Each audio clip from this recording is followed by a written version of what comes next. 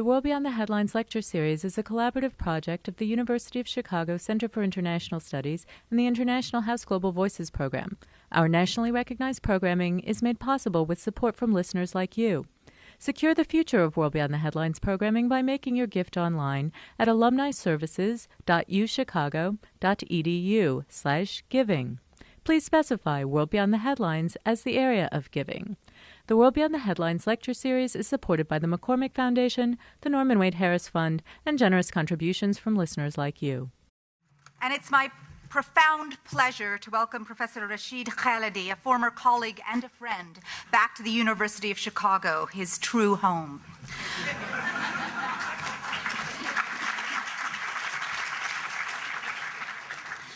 Professor Khalidi holds the Edward Said Chair in Arab Studies and has been, until his sabbatical year, this year, the director of the Middle East Institute at Columbia University. He is the author of 5 books about the Middle East, including The Iron Cage, Resurrecting Empire, and Palestinian Identity, the Construction of Modern National Consciousness. And he's here tonight to talk to us about his new book, a fascinating account of the ways in which Cold War competition between the two superpowers shaped and intensified wars, while also helping to destroy fragile, nascent democratic movements. Entitled Sowing Crisis, the Cold War and American Dominance in the Middle East, Khalidi demonstrates persuasively not only how the Cold War itself influenced political life in the region, but also how its continuing legacy affects current American foreign policy. Khalidi is that rare intellectual who can combine a historically rigorous, dispassionate account of politics in the Middle East with the sense of political urgency and commitment. He is a historian who can address scholarly concerns in a refreshingly accessible style, while also speaking to popular political themes with uncharacteristic patience and unfaltering grace. I miss you here, Rashid. Your encyclopedic knowledge of the Middle East, your willingness to suffer the anguish of and make yourself vulnerable to public exposure, and your courage under rhetorical fire distinguish you. It is an honor to know you and a privilege to introduce you this evening. Please join me now in welcoming Professor Rashid Khalidi to the University of Chicago's The World Behind the Headlines series.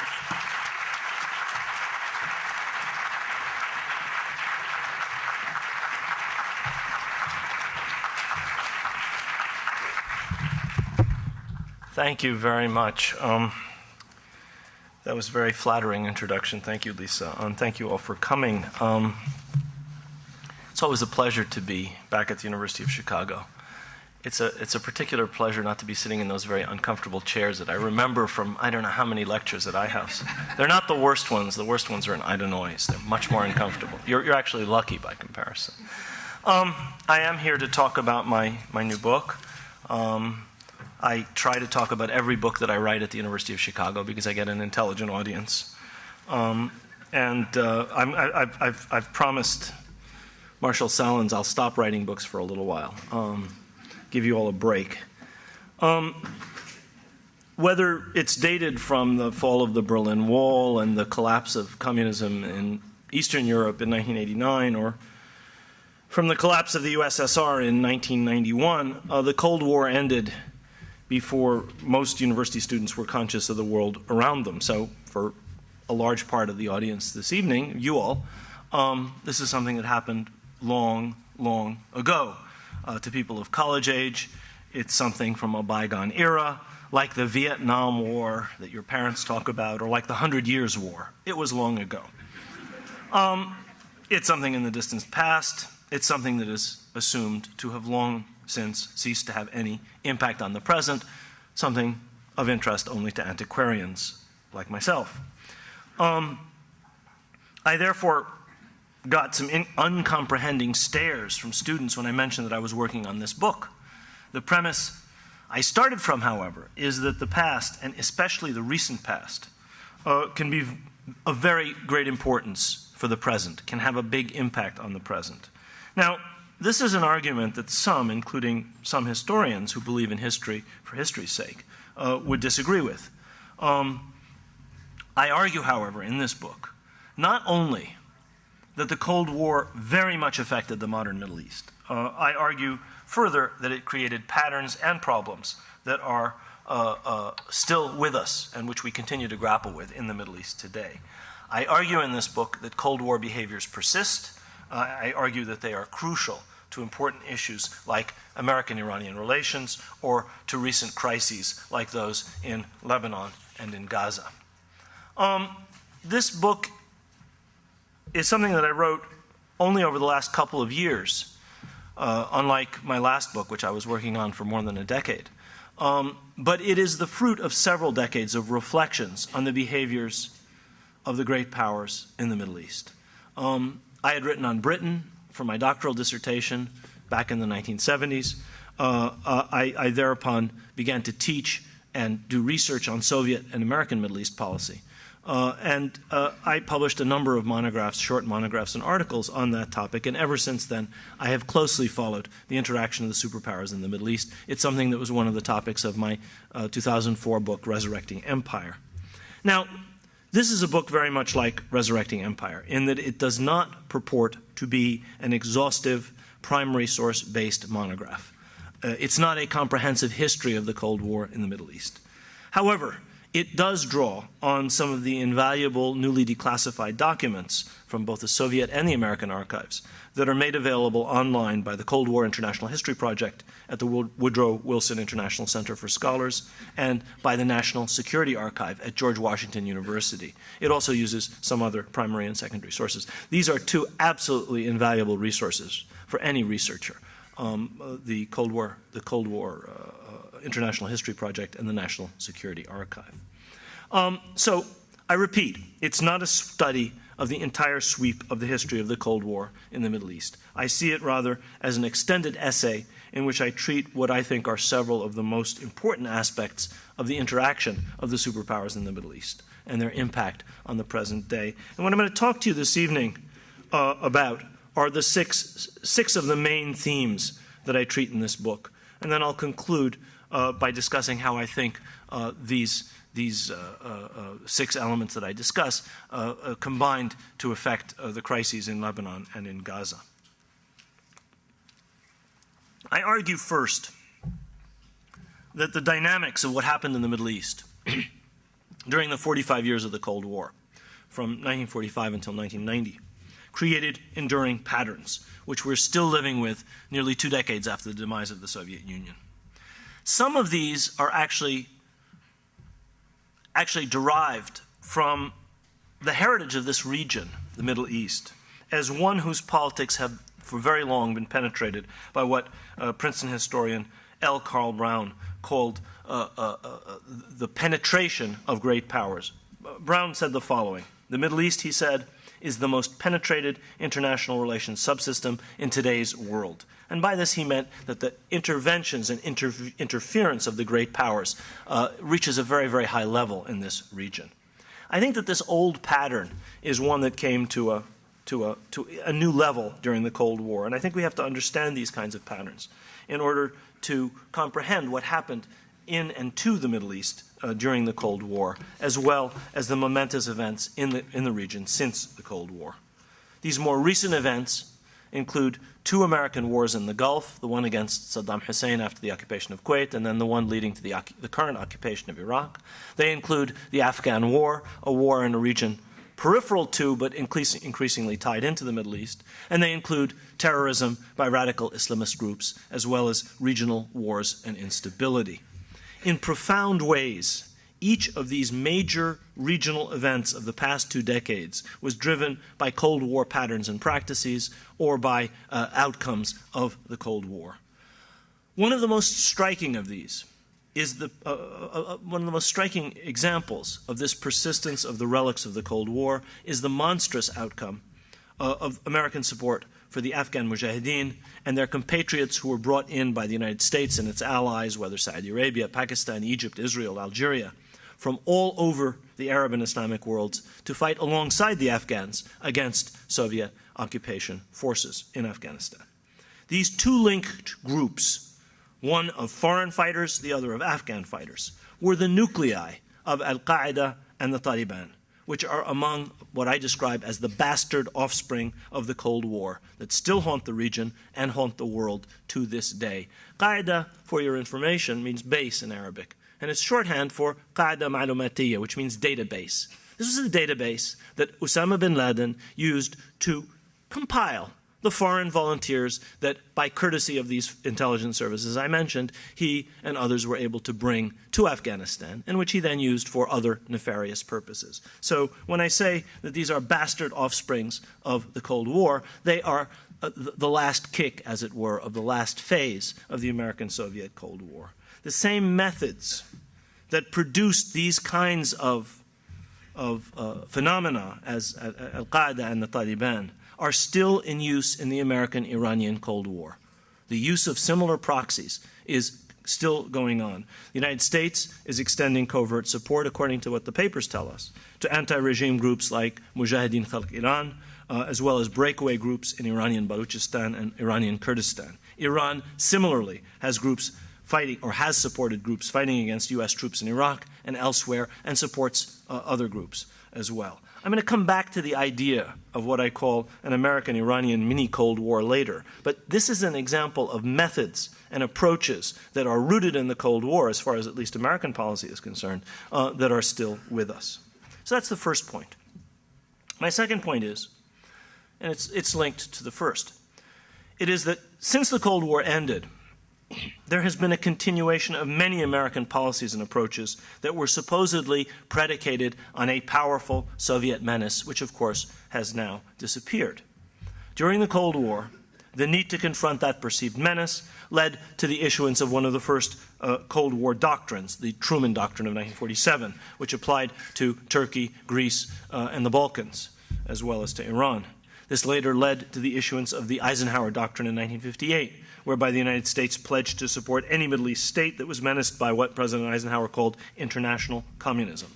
Immediately after World War II, Turkey and Iran were among the first arenas of a growing American-Soviet rivalry, highlighting the strategic position of these two countries on the southern flank of the USSR. This rivalry soon spread to the rest of the Middle East, which became a prime locale for Cold War competition. This competition and the two superpowers' relentless and ruthless subordination of all other aims to achieving advantage over their rival only intensified in the 1960s as the Israeli-Arab conflict became subsumed into the superpower rivalry. This only happened in the 60s. We think of the superpowers as always having been aligned, one with Israel and the other with the Soviet Union, but in fact that wasn't the case. This only happened from the 60s onwards. From that point on, however, that conflict became almost a branch of the Cold War rivalry, and that rivalry became all the more intense. The most dangerous incident of the Cold War in the Middle East coincided with the 1973 war, the nuclear alert of October 1973. As time went on, most of the Arab states came to be fully identified with the USSR and Israel with the United States, and the Cold War further envenomed and complicated the conflict between them. In fact, one of the points I argue in this book, and I'll come back to it, is that the Cold War made the Arab-Israeli conflict much, much, much worse. Then, a decade after the Cold War ended, under George W. Bush, our former president, the United States shifted imperceptibly in the Middle East from warring against communism to a global war on terror, from a crusade against what President Reagan called the evil empire to one against what President Bush called the axis of evil. Not only did American foreign policy over the past 8 years become focused on terrorism in much the same excessive and overblown way as it once did on communism. Beyond this, and this is a really important result of the post-Cold War period, beyond this, a relatively modest American military presence in the Middle East throughout the Cold War to confront the USSR and its allies has, since the Cold War, metastasized into a massive air, ground, and naval presence over almost every country of the Middle East and several countries, adjacent countries in the Horn of Africa and in Central Asia. This presence stretches, as I say, from Egypt and North Africa through Iraq, the Gulf, and Afghanistan to Central Asia, and today constitutes the largest current commitment of U.S. forces outside our borders. People don't think of this, and most Americans are unaware of it, but in fact, this represents quite a radical shift from the much more modest U.S. military profile in the Middle East in preceding decades, when, ironically, the United States actually did face a formidable rival in the Soviet Union, supported by strong regional allies. So that's the second theme of this book. A third theme is that what drove the abiding interest of the United States and the Soviet Union in the Middle East over the decades of the Cold War, I find, were two major considerations, not ideology. Ideology was there, but I don't see it as important as these two. The first of them was a focus on the energy resources of the Middle East. This, in spite of the fact that at the end of World War II, the United States and the Soviet Union were respectively the first and second largest petroleum producers in the world. Nevertheless, energy was a primary focus of both of them. The second was an emphasis on the Middle East's vital strategic position. The new concern of both with the Middle East began during World War II, when both powers, neither of which had been major players in Middle Eastern affairs in preceding decades, strange though that may seem. The Soviets were a minor player in the Middle East for 20 years before World War II, and the United States, except for an oil deal with Saudi Arabia in 1933, were hardly players at all. After this period, when they played very little role in the region, they were brought to realize their strategic and energy vulnerabilities during World War II. This was, in large measure, a result of the great twin Nazi offensives of 1942, one across the southern USSR, directed at the oil-rich Baku region, where in fact most Soviet petroleum was produced, and the other across North Africa, directed at Egypt and the oil-rich Gulf. The war generally underlined the strategic importance of oil. Thus, the commander of the U.S. Army Air Forces, General Carl Spaatz, in June 1944, issued a directive to the effect that, quote, the primary strategic aim of the U.S. Army Air Forces, which at that point were engaged in intensive daylight bombing of Germany and German-occupied territory, the primary strategic aim of the U.S. AAF is now to deny oil to enemy air forces. That is what the U.S. Army Air Force did for more than the last year of this war, bombing oil resources, because they understood the vital importance of these resources to the Nazis. The Wehrmacht had thousands of armored vehicles at the end of the war. They couldn't move. There was no gasoline. They had hundreds of warplanes, the Luftwaffe. They couldn't fly. There was no kerosene. They had the most advanced warplanes in existence. They had the only jet aircraft, combat jet aircraft of any air force in the world for several years. It was years until the United States had combat jet aircraft as advanced as what the Nazis had. Couldn't fly. No gas. In effect, this laser-like strategic focus on oil, which was a result of a realization of the potential vulnerabilities of the Allies earlier in the war, is what brought the war to an end when it ended, as quickly as it ended, at least in the West. Actually, in both theaters. Same thing was true with Japan. The Japanese fleet couldn't move. Japanese Air Force couldn't fly. By the end of the war, there was no gas. Equally importantly, the strategic vulnerability of the USSR from the south and of the Middle East from the north were underlined for policymakers in Washington and Moscow by wartime developments. This sense of both the dangers and the opportunities in the Middle East related to strategy and related to energy carried over into the Cold War and shaped the thinking of policymakers on both sides of the Iron Curtain. In this respect, we are living today with the legacy of the Cold War, as renewed tensions between the United States and Russia over Iran, oil pipelines, and other issues like Iranian missile capabilities and potential nuclear capabilities indicate the continuing importance of both Middle Eastern energy and the strategic location of this region. It may be that the Secretary of State has appeased some of these tensions in her meetings with Foreign Minister Lavrov in Geneva, but I think these underlying issues may not go away very quickly. I argue in this book that it was these considerations, energy and strategy, rather than ideology, that frequently were uppermost in the thinking of leaders in Washington and Moscow, and that still affect policy making today, although the ideological conflict between communism and capitalism is long dead. Now, among the core, and this is my fourth point, among the core arguments of this book is that regional wars, civil wars, and the shaky growth of democratic institutions in the Middle East were all deeply affected and were generally exacerbated by the intervention of the superpowers during the Cold War. This pattern, I would argue, has continued to this day. Thus, in the book, I examine how the United States and the Soviet Union exploited and often worsened what were perhaps the three major regional conflicts of the Cold War era, that between the Arabs and Israel, the war in Lebanon that raged from the mid-'70s until 1990, and the Iran-Iraq war. Among the salient facts about superpower involvement with the Arab-Israeli conflict is that, in fact, both were on the same side in the first two major Arab-Israeli wars. There was no superpower conflict with the Arabs and Israelis as intermediaries in 1948 or in 1956. Both powers supported Israel in 1948, and both powers supported Egypt in 1956 for different reasons, and in spite of the rivalry between them.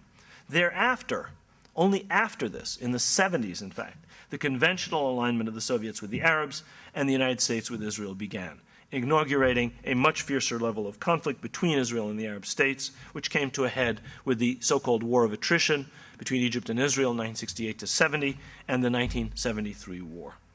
In the War of Attrition, Soviet combat pilots and Soviet air defense personnel were deployed to Egypt in combat roles, not as trainers, in combat roles, while the United States and enormous quantities of the most sophisticated Soviet equipment was sent to the Egyptians and the Syrians, while the United States sent military equipment in major quantities, and including frontline weapons like the Phantom F-4 fighter bomber, which at that time were sorely needed in Vietnam, where they were being shot down. But the Arab-Israeli conflict was coming to be seen as important an arena of the East-West conflict as was Vietnam by American policymakers.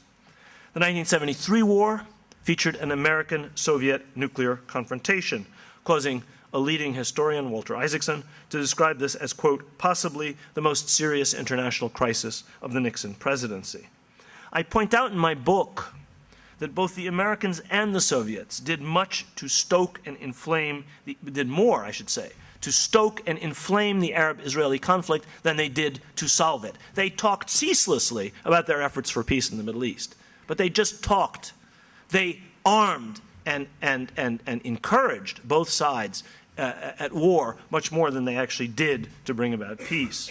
In the book, for example, I show that while, for example, Henry Kissinger in 1973, at the height of the 73 war, was telling the Soviets while he was in Moscow that he would work for an immediate ceasefire between Egypt and Israel at the very end of the October War, he went on to Tel Aviv, where he told the Israelis that they should feel free to continue to advance. In other words, advantage over the Soviet Union was more important to Kissinger than peacemaking.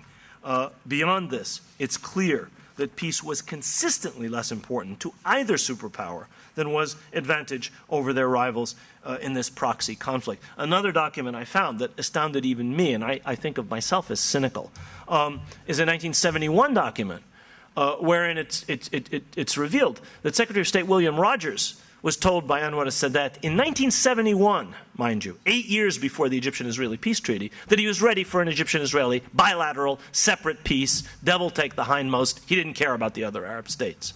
Rogers came back to Washington and said, well, we can have peace between Egypt and Israel. And Nixon and Kissinger said, no, no, no, no. We want the Soviets out of Egypt. That's our objective. They cared more about the Cold War than they cared about peace in 1971, at least. It's quite a shocking document, actually. Lebanon was yet another case of how the superpowers, as well as other regional actors, exploited this conflict for their own purposes. Thus, the Soviets tried to make up in Lebanon for ground that they lost to the United States elsewhere in the region, while the United States used the conflict to cement alliances with Arab states that it drew away from the Soviet orbit, notably Egypt. This was often done by both at the expense of Lebanon. I trace how this happened in the book. In the Iran-Iraq case, both superpowers cynically backed different sides at different times, arming and giving intelligence to both sides. The United States armed, obviously, indirectly, in some cases, by giving European powers the right to use American technology, armed Iraq. The Soviet Union was the major arms supplier of Iraq. The Soviet Union also supplied arms to Iran. The United States, in the arms in the as part of what came to be known as the Iran-Contra scandal, sold Hawk anti-aircraft missiles and other weapons to Iran. So both sides armed, both superpowers armed both sides. The high point in this, for me, the high point of this cynicism was something that you can see on the National Security Archive if you type in Rumsfeld, and it's a picture of Donald Rumsfeld in the guise of presidential envoy throwing himself into Saddam Hussein's arms in, I believe it was 1983. He paid 2 visits to Iran to Iraq, I should say, in that capacity.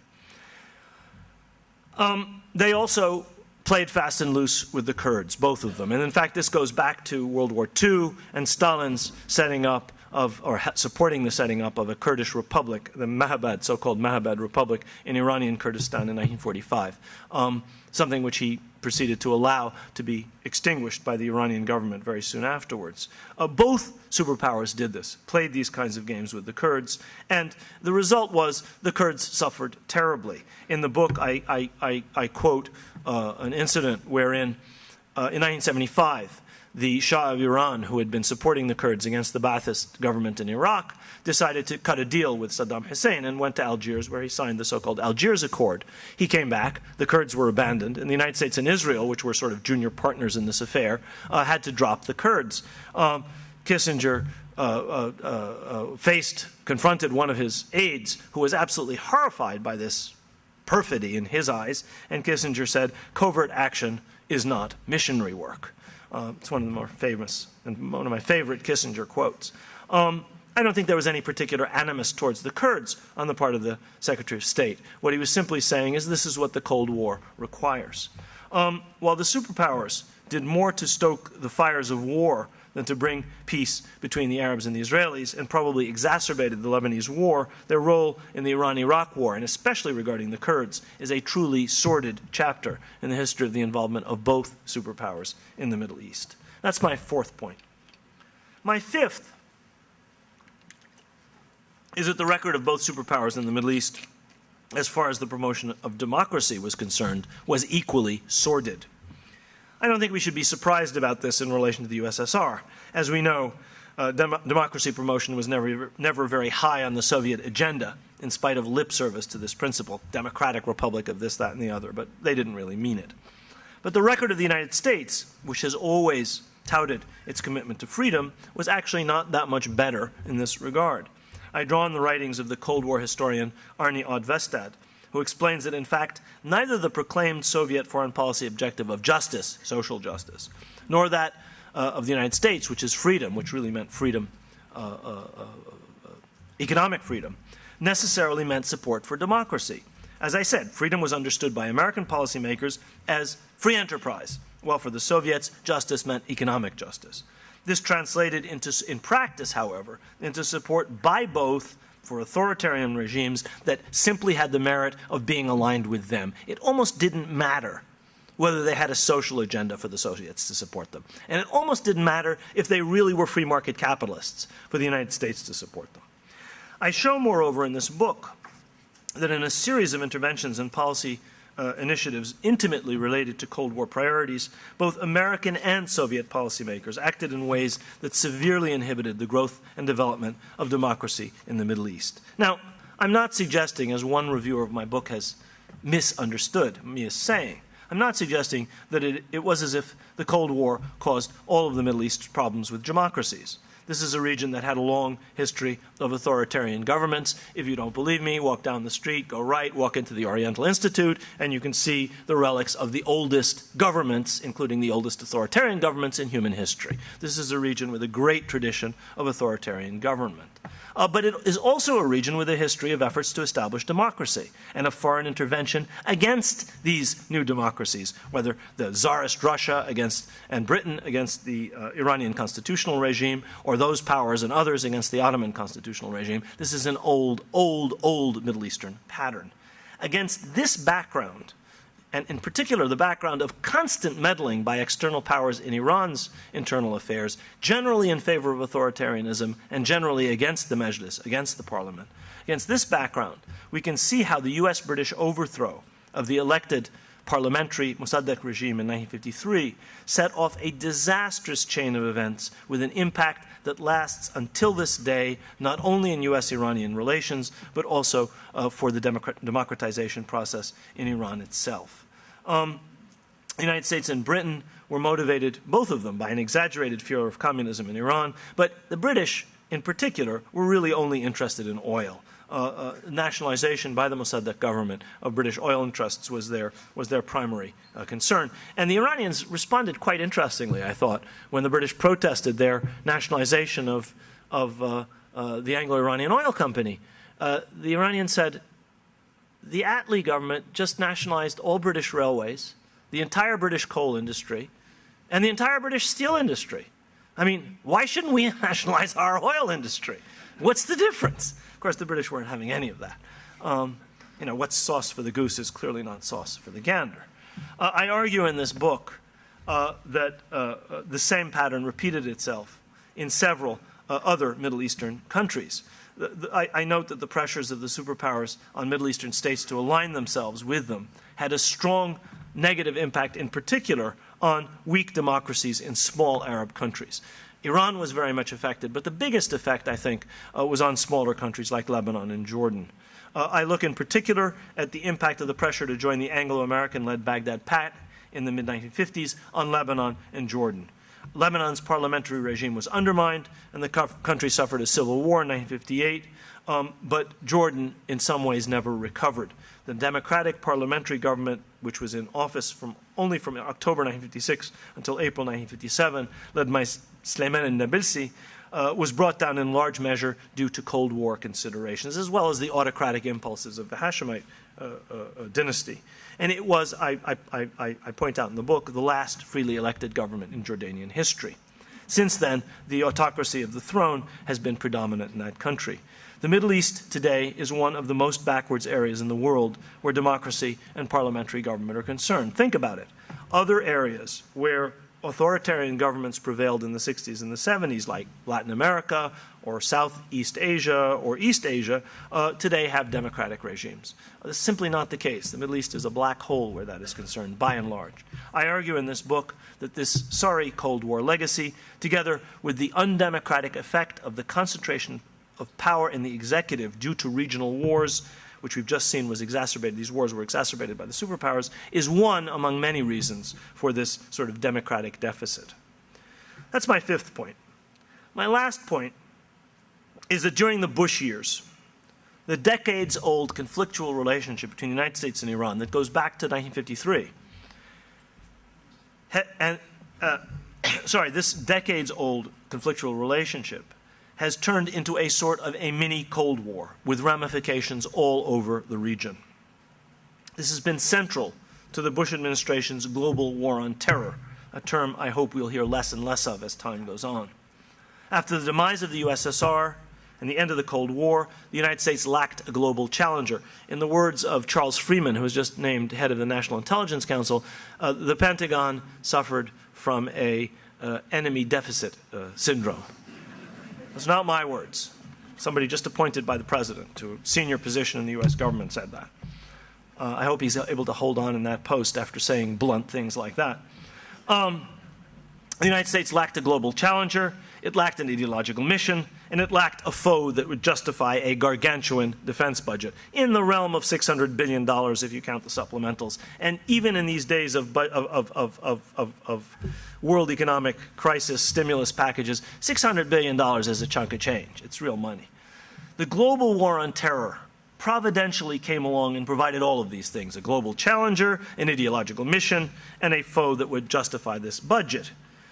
Now, the global war on terror has not really been a global war. It's rather been a war largely waged in the Middle East and adjacent regions, keyed initially on Afghanistan and Iraq, and in recent years focusing on what I call this new Cold War with Iran.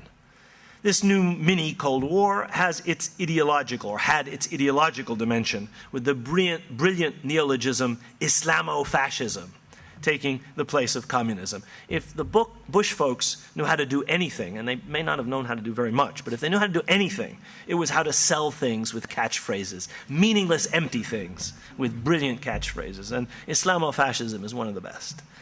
If this war, this mini Cold War, had a strategic dimension, in U.S. opposition to the acquisition by Iran of nuclear weapons and delivery systems for these weapons.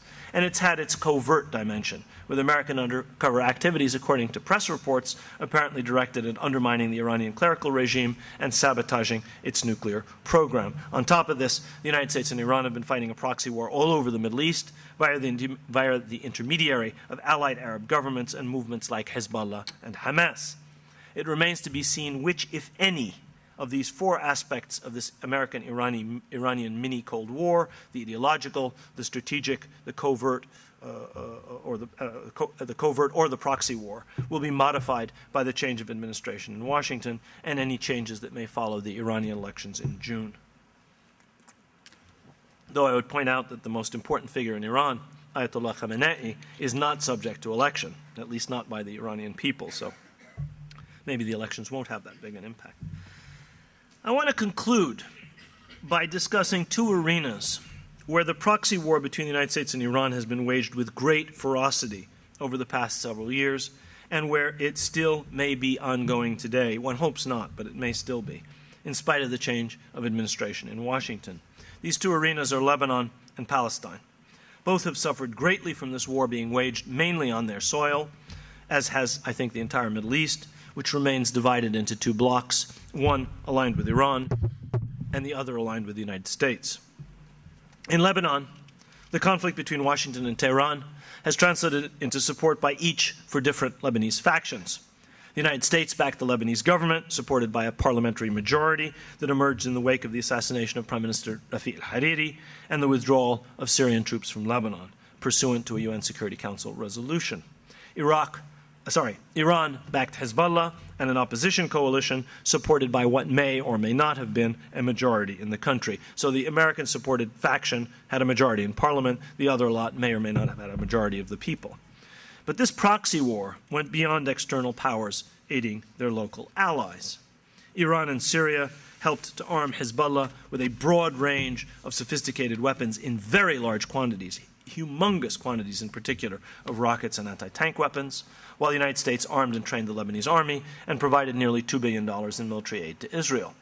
Beyond this, Israel's war on Lebanon in July and August of 2006, in the wake of the kidnapping of 2 Israeli soldiers by Hezbollah, was strongly supported by the United States. It was more strongly supported by the United States than it was by Israeli public opinion, in fact, in the end.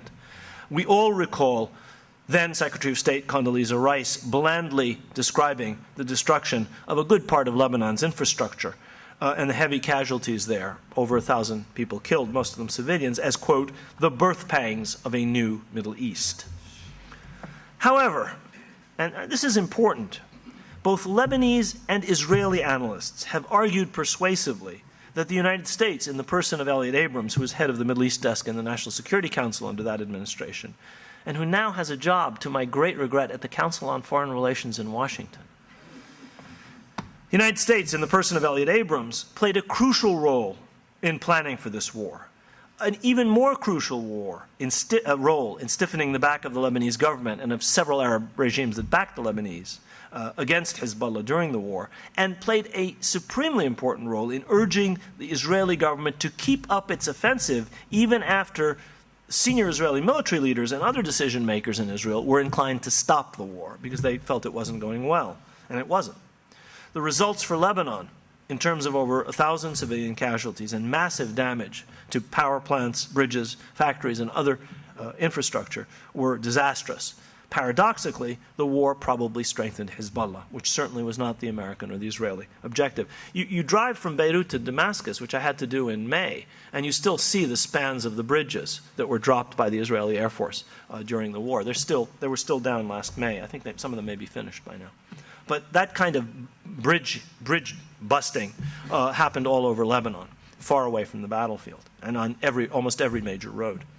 In May of 2008, American support for the Lebanese government appears to have emboldened Lebanese government leaders to challenge Hezbollah, a foolish initiative on their part, which led to a traumatic internal crisis which threatened to spiral into a civil war, but which the country recoiled from when it was at the very brink. I was actually in Beirut when that happened, and everybody felt that the country was about to go back to the civil war. This entire episode proved as counterproductive for the United States as its support for the Israeli offensive of 2006 had been. Qatari and Turkish mediation mercifully produced an agreement that brought Hezbollah back into a coalition government together with members of the previous government. This result once again foiled the objectives of Washington, which were predicated on a radical polarization of Lebanese politics and on Washington's Lebanese and Arab allies cutting Hezbollah down to size, thereby, in their eyes, weakening an important Iranian proxy. The cost in May 2008, as in the summer of 2007, was again paid by the Lebanese, who suffered heavy economic losses, but far worse than that was averted by Qatari-Turkish mediation. That was Lebanon. In Palestine, the cost was much higher. American and Iranian policy both relied heavily on proxies and allies, the former depending, of course, on Israel and its Arab allies, notably Egypt, Jordan, and Saudi Arabia, and Iran relying on Syria. Each had its favorites within Palestinian politics, Fatah for the United States and Hamas for Iran.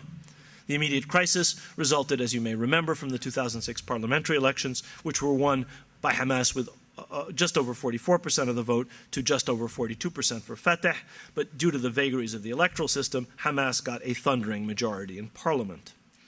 As shocked by their victory as anybody else, Hamas offered to share power with Fatah in a coalition government, but eventually it was spurned by its rivals, who rapidly seemed to have concluded that they were better off aligning themselves with Israel and the United States in their efforts to bring Hamas down.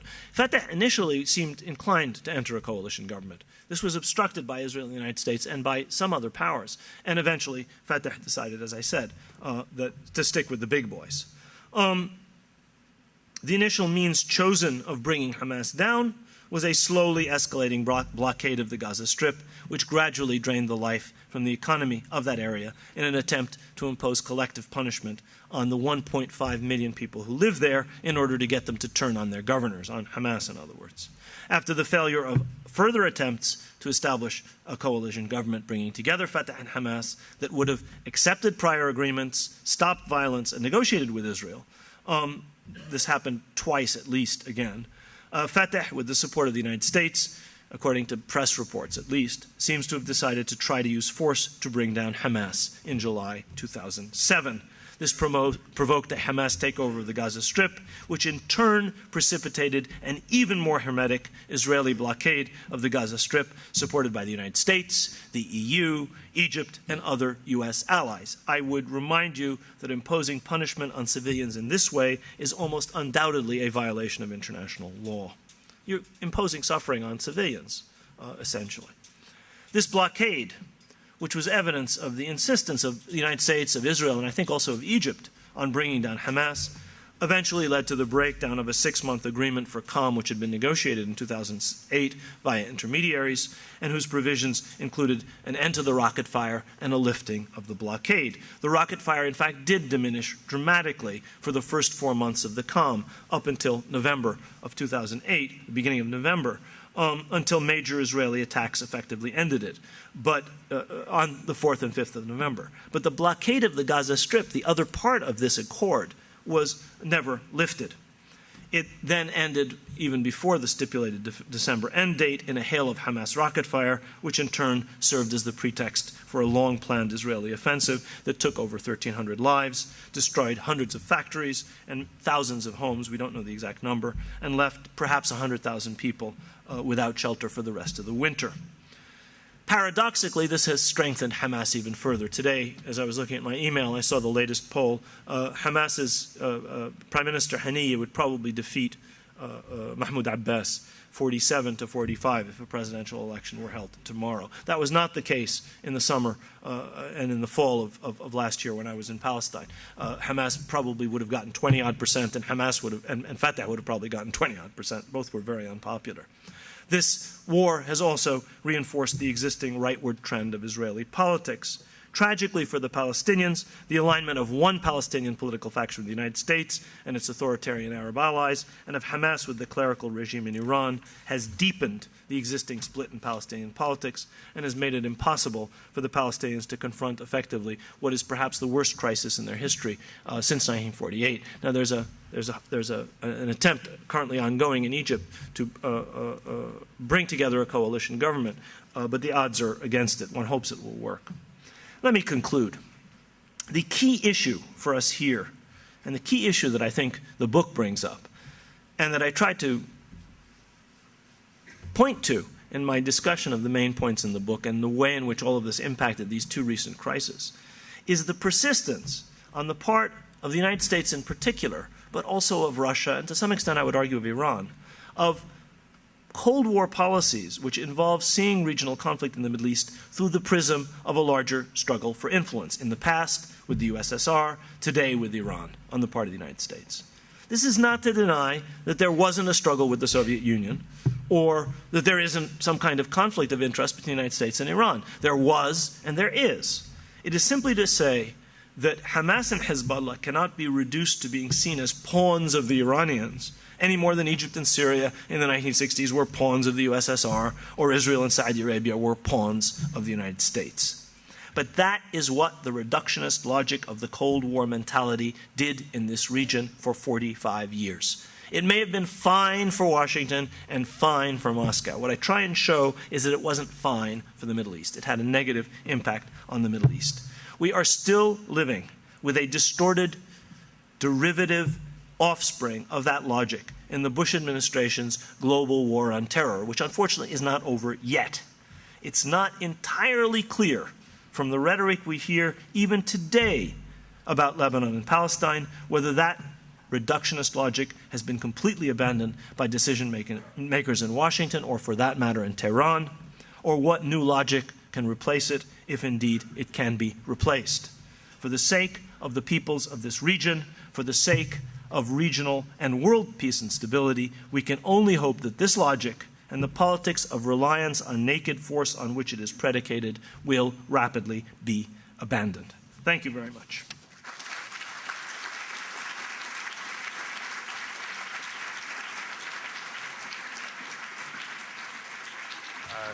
Good evening, Professor Khalidi. Yeah. I'm a former Columbia student, and raise your voice, because I'm a former Columbia student, and I never got to speak with you there, so it's nice to finally see you. I'm really sorry. My office door is always open. Oh, cool. Well, I wanted to ask about another former Columbia student, and I believe a friend of yours, certainly a former colleague, the current president of the United States. I knew you were going to ask. Yeah, someone had to bring it up, so it might as well be me. But, yeah. But I don't want to delve into the campaign stuff, although I know you were briefly involved in that, but or were forced to be involved in that briefly. I wanted to ask about current policy shifts that are being organized in Afghanistan and Iraq and Israel and Palestine conflict, any or all of the above, or Iran, and whether you see, how to phrase this, do you see movement that meets your expectations, or were your expectations low to begin with, or how do you think things are going? Seriously, expect me to answer that? Take your time, please. Thank you, thank you. That's an easy, short one.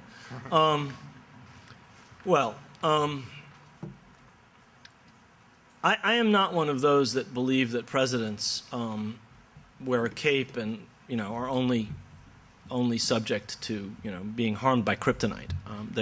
They're human beings, and they operate within a political landscape. And if they're any good, they're good politicians. And I think that someone who was our state senator in 2004 and is now president of the United States has shown some pretty good political talents. So this is a consummate politician. He's not just a very intelligent man teaching law at the University of Chicago. He's not just one of the most articulate presidents of this century. He is also an extremely competent politician, smart as they come. And so anything that he will be doing will be something that he will think is politically doable. And I think that if you want to answer the question that I don't know where the question has gone. If you want to answer the question that you yourself have asked, ask to what extent has the political landscape inside the United States changed as far as the things that I talked about are concerned. Has the kind of reductionist logic that prevailed during the Cold War and the global war on terror completely disappeared? I don't think it has. And I think that that is something that is not a very easy thing to deal with if the administration has absolutely nothing on its plate. The economy is booming, the defense budget is cutting itself, healthcare is resolving itself, and all international crises are ending up in amity and love and kisses, sort of like the Lavrov-Clinton meeting in Geneva. Right now, it's clear that the Middle East, Iran, Iraq are among the major foreign policy crises or problems that this administration will have to deal with, but it actually has bigger problems to deal with. And unlike what was said allegedly about another president, it's clear that this is a president who can walk and chew gum at the same time. He is quite competent, very clearly. But whatever has to be done given the political realities. And I would suggest that one of the political realities is that blind, stupid, conventional thinking reigns on many of these issues. And unseating it and getting to a different place in dealing with, say, Iran or, say, a withdrawal from Afghanistan is not going to be an enormously easy task. And so I read all kinds of contradictory signs in things that this administration has already done. And it has just begun to do things. I mean, half of their personnel are not in place. The man they sent to Damascus is the acting Assistant Secretary of State. They don't have an Assistant Secretary. They don't have the top 5 people at the Treasury under Geithner. So the administration is not there yet. If you go back and look at the Clinton administration, the administration wasn't there in October. Most of these people had yet to be in the top positions in that administration. Were still being confirmed by the Senate in July, August, and September of whenever it was that Clinton was elected. I forget, 92, the first election. And that's the case of this administration. They've been a little faster, but they're as yet, I think, finding their way towards a policy. And it's clear on each of the issues that you mentioned that you could see it as the glass is half full, or you could see the glass is half empty. To take one issue, Iran. The Secretary of State has repeated some of the old, in my view, tired shibboleths.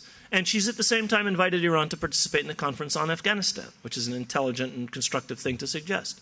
The president himself talked about respect in his interview with Arabiya, his first interview with a major, his first major television interview.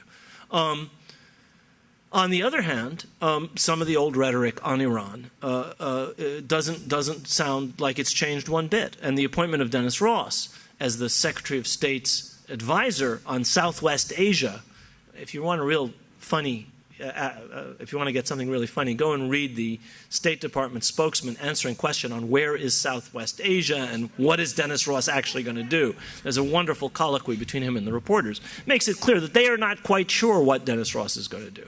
But Dennis Ross is as identified with conventional thinking as anybody inside or outside of the administration. So on the one hand, on the other hand. On Palestine, Senator Mitchell, the president's chosen envoy, has been reported as saying the United States would not look askance on a Palestinian coalition government, which would be an entirely good thing. On the other hand, the Secretary of State in Jerusalem repeated the old American conditions on Hamas. So I don't think I know what their policy is going to be. It could well be that they don't yet know, or at least they're not telling us. There are some, I think, encouraging signs, and there are some signs that, of business as usual. And I won't say what my expectations were. Sir. Finley Campbell with the 9/11/2001 study group, First Unitarian Church. We're using your book on Pakistan and finding it quite an eye-opener. You're using Ahmed Rashid's book. Ahmed Rashid, thank you. Yeah. Excuse me. Sorry, wrong guy. I don't have a book on Palestine. All right, thank you. Wrong person. At any rate, the Sino-Russian business in that part of the world, I know that both China and Russia have connections with Iran. They are having some not, I want to call it an alliance yet, but certainly they do mutual weapons activity together. And the Russians have closed down certain American air bases near Afghanistan, in Kyrgyzstan. Mm-hmm. Do you see a revival of the Russian with the Chinese side working together on some of these issues for a possible new Cold War in that arena? I recognize each of the symptoms you mentioned. It's true. China has an arms supply relationship with Iran and also an important energy relationship with Iran. They get some of their energy from Iran.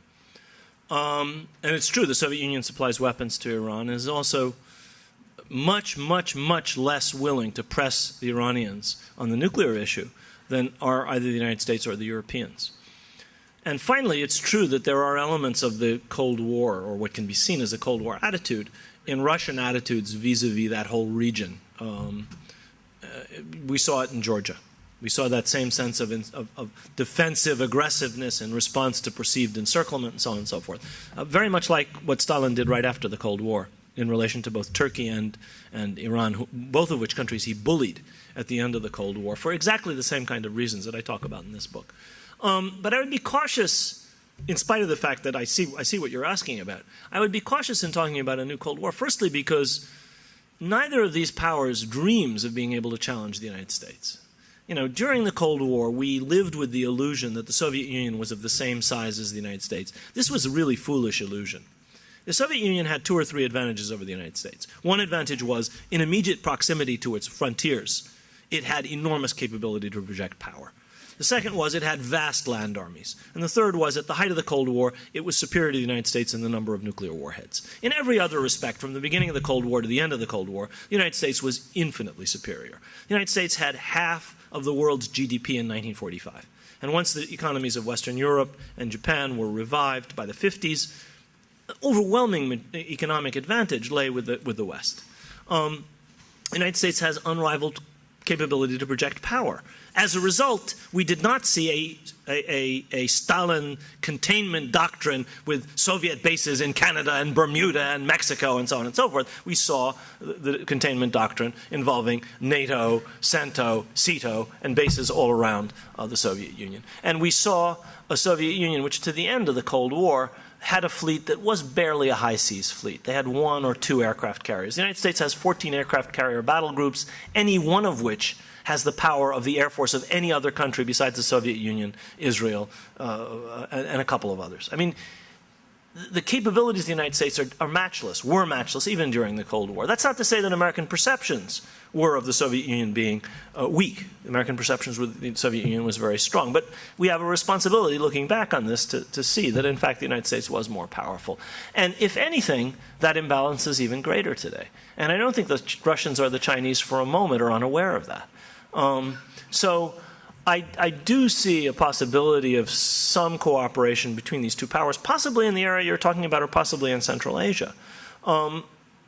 But at the same time, I think they'll be very careful in challenging the United States. Remember, Kyrgyzstan is very hard for policymakers who grew up under Brezhnev and Chernenko and Andropov to think of as far away. They think of it as theirs. Now, that's an imperialist vision.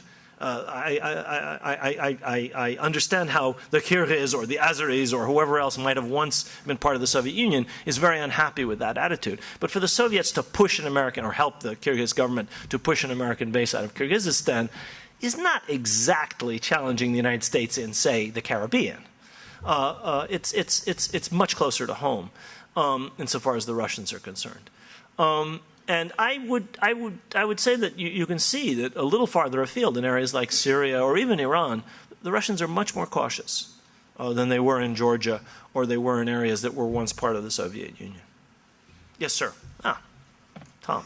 First, just want to say, Rashid, welcome back to where you truly belong. Thank you. The second person to say that. Thank you. And I want to ask you a question about Israel and Palestine. You see, you could have brought me back after the baseball season had started, so that I could have caught a game at Wrigley Field, and then I really would have been grateful.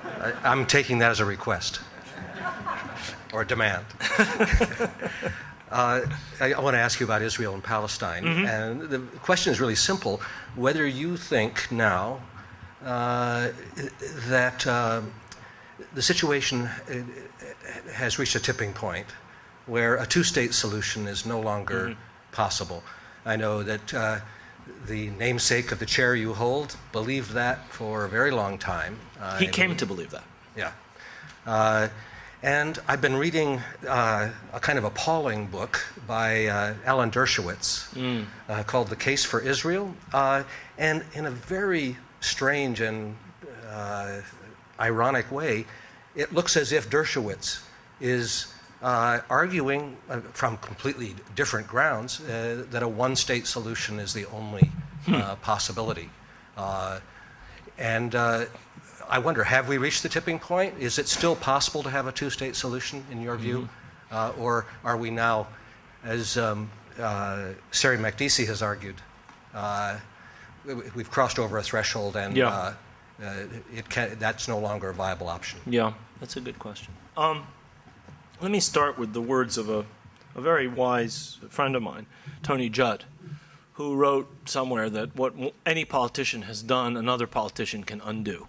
So in principle, all of the things that have been done to cement Israeli control over the occupied territories and to make permanent that control, settlement and other measures, could conceivably be undone. So when I say what I'm about to say, I don't want to be understood as saying it's completely impossible. But if you look carefully at the matrix of control over the West Bank, and for that matter over the Gaza Strip, which is still under Israeli control, even though it's not, the Israeli troops and settlers are no longer there, it's clear that this is something that has grown stronger and stronger and stronger over the last 42 years. If you look at the settlement enterprise, it's clear that this is something that was always completely designed to make impossible the separation of the West Bank from Israel and to make impossible the creation of a Palestinian state. Finally, if you look at the interests, the aggregated interests of those who benefit from the occupation, and I invite you to go to a website called Who Profits, put together by, I think, the Israeli Women's Coalition for Peace or something, which lists the hundreds of companies involved in the occupation, that benefit from the occupation. It's clear that there are tens of thousands, probably hundreds of thousands of Israelis whose livelihood depends entirely on Israel's permanent control over the Palestinians and over the resources of the occupied territories. These are companies like database companies. Every Palestinian in the occupied territories is on a database. Every single person, birth, death, entry, exit, everything, imprisonment, personal perversities, how much they smoke, derived from interrogations of everybody who moves from across borders, derived from interrogations of the 40% of the adult male population of the occupied territories that's been through Israeli prisons. All of it is on databases. These are managed by for-profit companies. Very, very, very, very, very sophisticated companies. And one could go on and on. There are huge branches of the Israeli bureaucracy. I'm not talking about the Shabak. I'm not talking about the border guards. I'm not talking about the army. I'm talking about private companies that run security, private companies that do all of these things. So you have the ideological imperative, which the settlers represent. You have the physical presence of the settlements. You have this matrix of control and the interests that are related to it. It would take a daunting act of a enormously courageous politician to undo, or even to begin to undo all of this. And even Rabin, up to his assassination, by a settler who opposed what he was trying to do, even Rabin was unable to begin that unraveling. He decreased the level of spending on the settlements, but the expansion of the settlements didn't stop even under his government. So I was there in November. It's really hard to see how this could be untangled. It could be, though. It could in principle. The other alternative, which some people, I think, spend a lot of time unnecessarily talking about, which is some kind of utopian binational solution, faces two serious problems: Palestinian nationalism and Zionism, Israeli nationalism. Palestinians want to have a state of their own. Israelis want to have a state of their own. In fact, I think where we're most likely to go in the short term is a thoroughly unsatisfactory one-state solution, which is the extension into the future of one state ruling over, which is an Israeli state, ruling over the entirety of the territory between the sea and the river in an unstable and untenable, unsustainable manner. This cannot possibly work, and it's what we're going to have for a very long time, I'm afraid. I don't know how long. And it could break down much more quickly than I'm expecting. In fact, I shouldn't even say what I'm expecting. This is what we have now. And unless something quite seismic comes along to disrupt the givens, it's hard to see that turning either towards a two-state solution or towards an equitable and just one-state solution. I don't even think it's worth arguing which is better at this point. I think we have to get out of the state we're in, which is an incredibly destructive state for the Palestinians, but is also not a good state, I would argue, for the Israelis. Yes, sir. Hi, Rashid. I have been a long time wondering just what strategic value Israel has to the United States, and haven't been able to find much, and have used that as a reason for thinking that the $3 billion a year we give them is a lot too much. But you, I think, have given an answer which really surprised me, so I want to clarify it. Are you saying that the strategic value of Israel to the United States, at least in the eyes of people who evolved this strategy, which may be a completely wrong strategy, but anyway, in terms of government perceptions, is being a proxy in the Middle East for us against Iran? No, I wasn't saying that.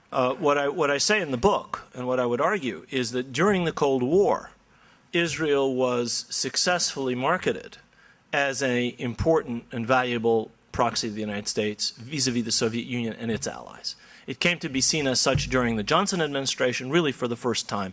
And American aid to Israel was almost negligible before that time. This close alliance between the United States and Israel is a fruit of the Cold War. The United States gave Israel almost no money in the 50s and into the 60s. It sold Israel second-rate weaponry. The United States was allowing West Germany to sell Israel M48 tanks when the West German army was getting rid of them because they were getting more modern tanks.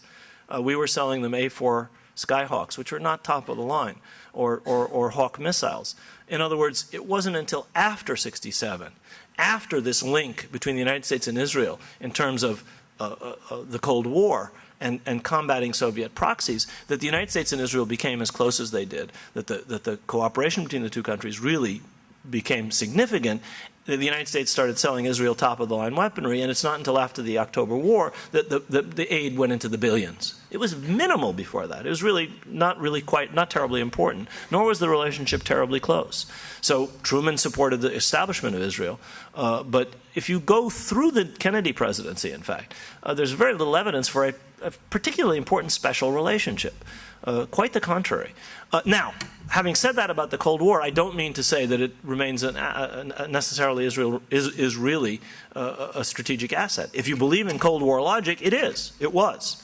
And the policymakers did believe that it was. Now, it so happens that the people who sold this to President Johnson, McGeorge Bundy, Eugene Rostow, Walt Rostow, and Arthur Goldberg, were not just ferocious cold warriors. They were also very committed partisans of Israel, and they were killing two birds with one stone. They were getting the United States much closer to Israel, but they were also getting the United States a valuable proxy that could administer defeats to Soviet proxies at a time when the United States was being humiliated by what they perceived was a Soviet proxy in Vietnam. I mean, that was a perverted view of the world, but that is the view that they had. Vietnam wasn't a Soviet proxy. Vietnam was a country that was fighting American occupation.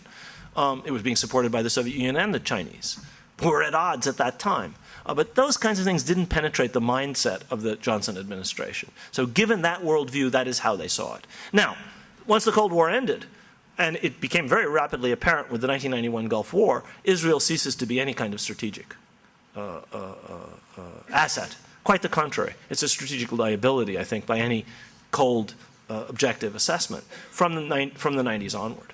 The first Bush administration had to beg the Israelis not to respond to Iraqi Scuds fired into Israeli cities, because that would have messed up the coalition that Baker was putting together of everybody under the sun except Israel to go and turf Iraqi forces out of Kuwait. And since then, I have great difficulty in seeing that Israel is more than an enormous albatross around the neck of the United States. American support for Israel is one of the primary elements in American unpopularity, not just in the Middle East, the world over. I want to thank you for your magnificent elaboration to clarify what's going on. Thank you. In your answers to some of the questions, you began to talk in terms of economics, which was not in your main discussion. Right. And the economics of this whole thing, where we invest so billions of dollars in weaponry, right, and the fact that. Do you want to bring it to a question, because I think sure. And that's what I'm going to come to. For instance, the F-22. I talk about that in the book. Is in one of my favorite bugaboos. 44 states. So the big question is what can we do? And numerous people are making billions of dollars on it. Could you ask what a question? can we do about the fact that not only is United States defense manufacturers making huge profits, but also the Israelis are making huge profits? And how can we make inroads into any of that? I'll give you a quick answer. The F-22 costs about twice what the United States, per plane, twice what the United States spends on international education. Fulbright Hayes, Title VI, National Resource Centers, foreign language area studies, a little over $100 million. F-22, $200 million a pop per plane. This is an aircraft designed to achieve air superiority over the Soviet Air Force. Long gone. I think you have to convert defense industry. I think you have to offer obscene profits to the same people to build something useful like high-speed trains or hospitals or schools or whatever. It really doesn't matter. I don't think you can go up against 40 states and 80 senators. I think what you have to do is say to Northrop and General Dynamics, we're going to give you a contract, we're going to cancel this one, and in place of it, we'll give you a contract. I mean, we need trains, folks. Go to Europe, and you'll realize that you shouldn't have to take 3 hours to go from New York to Boston or St. Louis to Chicago. It should take an hour. And the billions that we're spending on these weapon systems. But how we do that, I don't know. I'm just a historian. I don't know how you do it. How much time do we have? Okay, we have 5 minutes, so if you make your questions quick, I can answer them all. Okay, this is a very quick question. Good. And since you've come home, I'll push you to engage a debate that originated from here.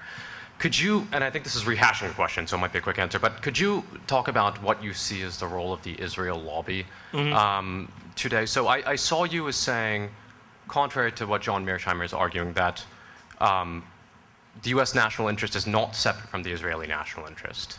That I didn't say that. Okay. I said that during the Cold War, the two were seen as identical, and that since the Cold War, they're different. They're different. So would the lobby be the explanation for you then as to why this irrational policy is being pursued as opposed to this rational policy that was pursued? I find this is, it's not a short question. So sorry, thanks a lot. The rest of you can sit down. We're not going to have time for anything else. I don't mean that seriously. I don't think the lobby is the only explanation. The lobby is very powerful, but a lobby is something that functions in the legislative sphere, and it actually functions very effectively in the legislative sphere. Legislators will do almost anything, jump through almost any hoop that AIPAC tells them to do. The last resolution on Gaza, which basically talked about the vicious, nasty Gazans aggressing against the poor, innocent Israelis, and it was typical of what comes out of Congress, was opposed by 5 members of Congress.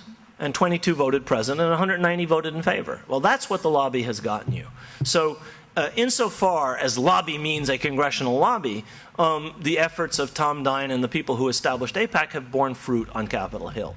Now, to what extent do they influence American policy? I think that's a little harder to say. That influences aid, that influences the sense of Congress, that influences the political debate in this country enormously. And that in turn influences policy. It influences what I call conventional judgment. Conventional wisdom. These ideas, most of which are wrong and unexamined and really can't stand up to the light of day. But to the extent to which it influences policy is, I think, a little harder to discern. I don't see the impact of the lobby on the thinking of the first Bush administration. I don't see they had very much influence at all. I think they had a lot more influence under the Clinton administration. And frankly, I disagree with John and Steve, both of whom are friends of mine, in their assessment of the Iraq War. I think the Iraq War was launched by Cheney, Rumsfeld, and et al. For reasons that had nothing whatsoever to do with Israel or the lobby. The lobby was an enthusiastic cheerleader for the Iraq War. And the Israeli government was perfectly happy to see the United States attack Iraq. Would have been happier to see the United States attack Iran, but, they'll take what they can get. But they had, as far as I can tell, absolutely nothing to do with the decision. Now, were these decision makers surrounded with people for whom the interests of Israel and the interests of the United States are seen as identical? Yes. Both at the Pentagon and around Vice President Cheney. You had some of the most extreme partisans of Israel anywhere in the world, including Israel. People who are as committed, as completely oriented towards support of Israel as people anywhere on earth. But I don't think those are the reasons. They were the people, or the lobby was the reason that Cheney, Rumsfeld, and the president decided to go to war in Iraq. I think and I wrote about this in a book. And if you look at my book, Resurrecting Empire, where I set out the reasons at that time for why I thought the United States went to war in Iraq, I don't even mention Israel. I don't think it had anything to do with that decision. So I don't suggest that the lobby has no influence. It's extremely powerful, especially in the areas I've talked about: public discourse, conventional wisdom, Congress. God help us. But I don't think it has quite the influence that some people would ascribe to it. And where it does, it's on specific issues rather than across the board. Yes. Sorry, that was a long answer, but it's a tough question. Yeah, hi, Professor. This question is on democratization, democracy, and the persistence of authoritarianism. It's easy to see, as you point out, that during the Cold War, the rivalry contributed to the persistence of authoritarianism in the region. Right. But doesn't the case of Turkey today, where arguably an imperfect but a very thriving democracy has emerged, right, say something about the agency of the locals in responding to the Cold War Absolutely. pressures? Absolutely. And so, in other words, where does the case of Turkey figure in your story, and are you letting off the Arabs and the Iranians too easily?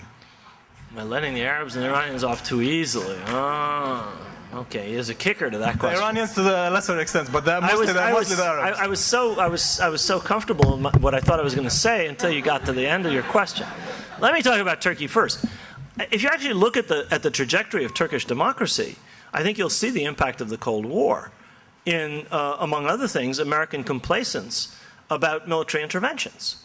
And I think that the end of the Cold War has shown that in the case of a strong major country like Turkey, that indigenous internal factors play the predominant role. And Turkey is, I think, an extraordinarily encouraging example of what is possible. But Turkey is a very big, very powerful, very important, relatively prosperous country today. It's in a different place than most countries, most of the other countries in the Middle East, whether Iran or Egypt, the larger countries of the Middle East. Am I letting, now the second part of your question, am I letting the Arabs and the Iranians off too easily? I don't think I am. I don't think I am. I think that I could probably put the boot in a little harder and be even more critical than I am. And I think that, you know, if you talk about a region being penetrated, to some extent that involves allowing yourself to be manhandled by external forces. And I see a lot of that in both Palestinian and Lebanese politics. I find it reprehensible myself. To allow oneself to be used in the way that Palestinian and Lebanese leaders have been used by both sides in the last few years. I think it's disgraceful, and I can't be critical enough. But I reserve that for talking in Ramallah and Nazareth and Jerusalem, and not talking here. Yes. I wanted to ask a question about what we, as Friends of Palestine who live here in the power center of the world, are able to do, especially when the opposition is incredibly well organized, very well funded, highly effective, and in contrast, we're not. Okay, very quick answer to that. I have no answer to this kind of question, is the beginning of my answer. You know, I don't know what to do. If I knew what to do, I would be a political leader and I'd be up here, you know, giving you tub-thumping speeches. I have no idea what to do. But I have an ability to analyze, because I've lived in this country for 60 years. And I will tell you that things have changed enormously in this country. There is a new generation of people for whom the Holocaust is important, and for whom Israel and the experience of 1967 is important. But for that younger generation, these are not the defining things that tell us what we should do about Gaza. I'm talking about ordinary Americans, whether Christian or Jewish or Muslim or whatever that may be. For most Americans, in other words, young ones, most of the conventional wisdom, which tells you basically that everything Israel does is okay and that these other people are terrorists, is taken with a grain of salt. I mean, they don't believe the media. Most of my students, if I tell them I saw such and such on CNN or I read such and such in the New York Times, they sort of shrug.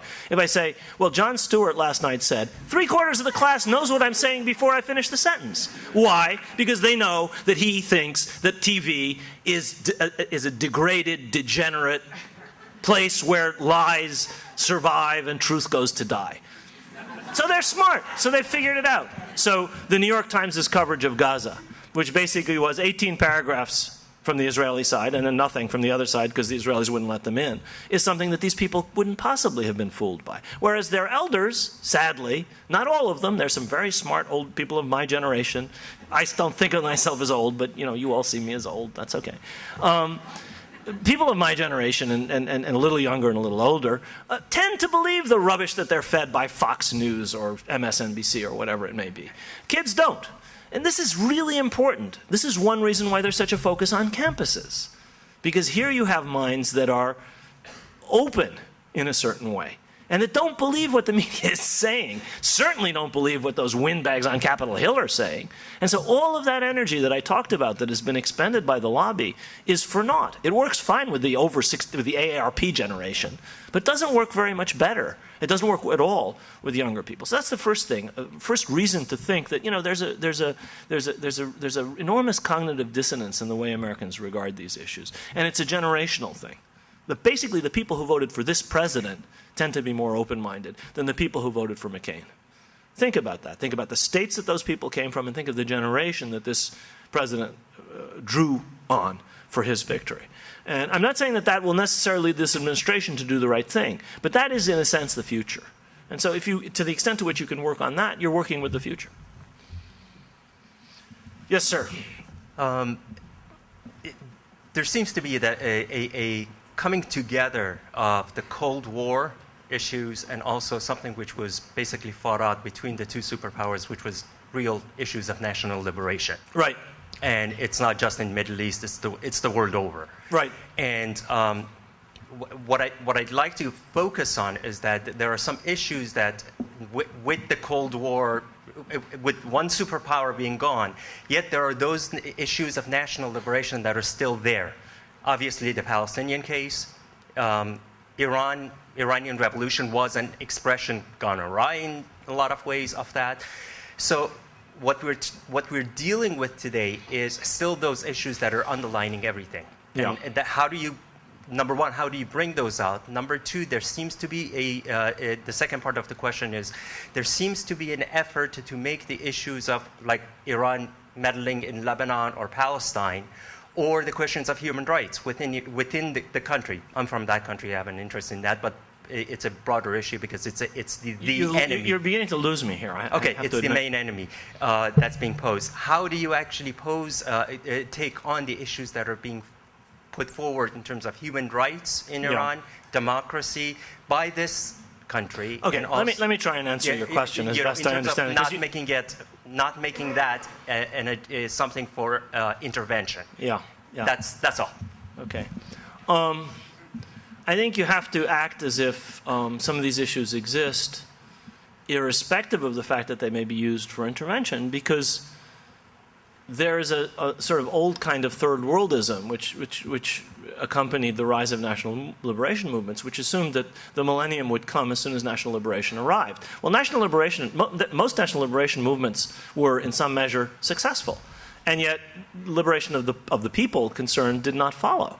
That is to say, the old colonial power went, a new relationship of dependence was in some cases established, but you had horrible autocracies, military regimes, or whatever as the consequence. And I think that it may be time to stop entirely blaming the colonial era for everything. Now, I'm a historian who sees, in the case of Iran, for example, the importance of every slight in Iranian history going back to the beginning of the 20th century as being reflected in the consciousness of today's Iranians. So I'm not saying that history is completely irrelevant. But I am saying I think it's time to see that, perhaps those are not the only obstacles that countries have to their development. Perhaps that's not the only reason that there's not democracy in this region. And I try and point out in this book, one of the reasons that there's not democracy in this region is because there's war in this region. Now, it's true, the superpowers exacerbated the wars. The superpowers didn't start the wars. The superpowers did not drag Saddam Hussein and make him attack Iran. He took that stupid, fatal decision on his own, encouraged, abetted, aided, supported, etc. That was a fatal Iraqi decision,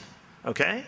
And the same can be said of most of these other conflicts. The Lebanese were not taken by the hand and forced to cut each other's throats for 15 years. They did it eagerly, voluntarily. I think a certain amount of blame In other words, when you say war leads to an accretion of power in the executive, and that's one reason you don't have democracy, a certain amount of blame has to be ascribed to these societies too, and the solution is in the hands of these people. I mean, I go back to the answer I gave to Abdul Wahab's question a little while ago.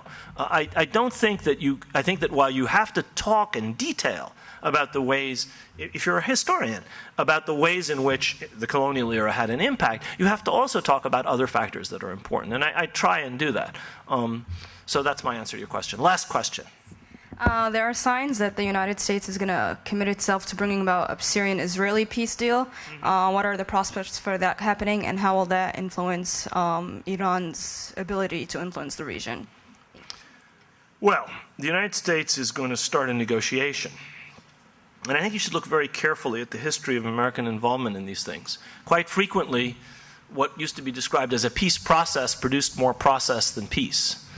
And I would be very surprised if there's a very quick resolution of this for several reasons. The first is the reason that President Assad adduced in his interview with Al-Khalij yesterday or the day before, which I read an account of yesterday. I haven't seen the actual interview. But he said something like, you know, an Israeli-Syrian peace treaty, which leads to a cold peace, is not very hard to achieve. But that's not going to be real peace. There's not going to be open borders. There's not going to be an exchange of ambassadors. That depends on a solution to the Palestine question. We have 500,000 Palestinians in Syria, and their fate has to be resolved too. Now, he was playing to the gallery. He was playing for time. Who knows what his real intentions are? But what he said is also true in some respects. It is perfectly possible for really smart strategists in Washington to try and separate Syria from Iran in order to gain further advantage and leverage to squeeze the Iranians by dragging the Syrians into a negotiation that never ends, and then failing to exert any pressure on either side to come to an agreement. The United States has failed twice to bring about Syrian-Israeli agreements that were literally prevented by a difference over a few acres of stinking mud on the eastern shore of the Sea of Galilee. That's all that separated the two parties. You split the difference and you have a peace treaty. And 2 American presidents, 2 Syrian prime ministers, and 1 Syrian president failed to do it. All are responsible. Now, I think that a serious effort here, which doesn't just involve trying to win diplomatic advantage vis-a-vis Iran, which is the way in which it's described by many policymakers. Basically, we'll get advantage, we'll screw the Iranians, and we don't really care if there's peace, because of course Netanyahu doesn't want to make peace, and heaven forbid that we ever make Israel do anything it doesn't want to do. We only do that to the other 142 countries on the face of the earth, make them do things they don't want to do, but Israel, heaven forfend. It's possible. It's perfectly possible. Unfortunately, it probably would have to be done as part of a grand bargain, which is going to involve an entirely new relationship with Iran, which will involve dealing with the Iranian nuclear potential, the potential of Iran to actually acquire weapons and delivery systems for them. And that, in turn, will probably require the president meaning seriously what he said in answer to Helen Thomas's question during his first press conference when she asked him about Israel's nuclear weapons. And he responded by talking about nuclear nonproliferation. And he responded by talking about the Americans and the Soviets having to build down their arsenals and all nuclear powers having to show themselves as Syria. Well, that is actually the right answer to that question. And that's not an easy thing to do. Getting the Israelis to bring their nukes and put them on the table is going to be harder than negotiating peace in the Golan, which is a snap, actually. But I think that shows that it's not just Israel-Syria. It has to be Lebanon, Israel. It has to, relates to Hezbollah. And it has to be Palestine, Israel. It has to be Syria, Israel. But it also has to be the United States, Iran. And the United States, Iran goes beyond the Arab-Israeli conflict to Gulf issues, American relations with other allies who are probably not going to be terribly pleased if the United States increases Iran's already remarkable influence which was increased by the United States destroying the 2 natural predators to the east and west of Iran, the Taliban regime and the Ba'ath regime in Afghanistan and Iran and Iraq. So this is a really complex thing. I don't envy the president. Somebody was saying he's juggling 4 balls. He'll have to juggle about 11, or he and the people working with him, and that's not going to be easy. I mean, if he can manage to do this at the end of 8 years, he'll deserve 4 Nobel Peace Prizes. Thank you.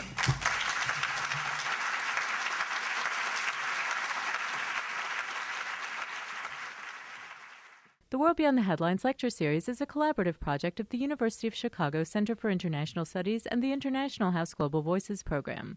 The World Beyond the Headlines series aims to bring scholars and journalists together to consider international news stories and how these stories are covered. As a listener, you have come to rely on this program for in-depth analysis of major issues facing our country and our world.